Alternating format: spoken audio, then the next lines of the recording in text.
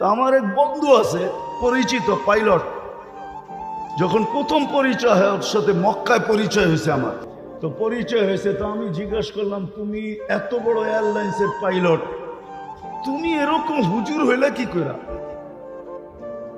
তোমার তো হুজুর হওয়ার কথা না, তখনও সে রানিং পাইলট, তোমার তো হুজুর হওয়ার কথা না। তা হাসতেছে আর বলতেছে, মুফতি সাহেব আমার জীবনের কাহিনী আছে। আমি একদিন ফ্লাইট নিয়ে যাইতেছিলাম হেথ্রো এয়ারপোর্টে, লন্ডন যাইতেছিলাম, কিন্তু ফ্লাই যখন করতেছিলাম তখন সবই ঠিক ছিল।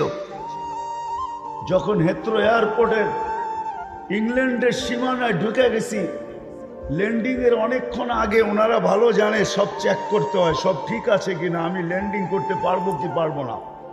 বলে যখন আমি চেকিং এ গেছি তো দেখতেছি যে আমার চাক্কা নামবে না।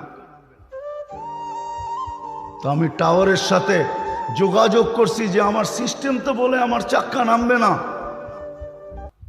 আমি তো বহু দূর থেকে আসছি, 8-9 ঘন্টা ফ্লাই করে আসছি, আমার তো ফুয়েলও নাই, তেল এতটুকু নেই যে আমি আমার জায়গায় ফেরত যাব।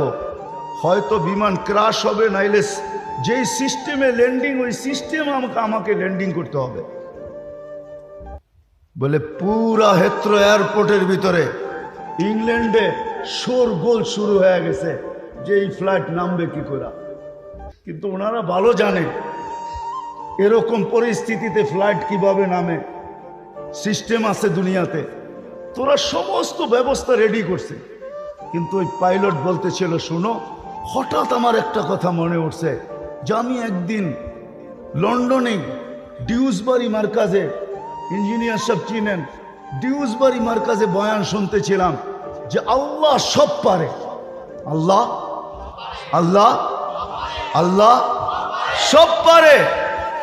বলে ওই কথা আমার দিলের ভিতরে গাইতেছিল, আর আমি ওই কথা আমার দিলের ভিতরে এরকম এফেক্ট করছে, আঘাত করছে যে আমি সূর্যের ভিতরে চাপ দিয়ে আল্লাহু আকবার বলে আল্লাহ সব পারে বলে চাপ দিছি, চাক্কা গড়গড়ায় নেমে গেছে। আমি ল্যান্ড করছি, চাক্কা নেমে গেছে,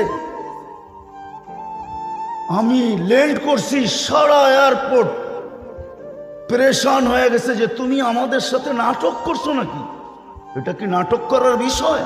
তুমি তো চাক্কা দিয়ে ল্যান্ড করলা, আগে বললা তোমার চাক্কা নামবে না, কেন সব ফ্লাইট বন্ধ, সব ফ্লাইটকে অন্য অন্য এয়ারপোর্টে পুরাটাকে খালি করতে হয়।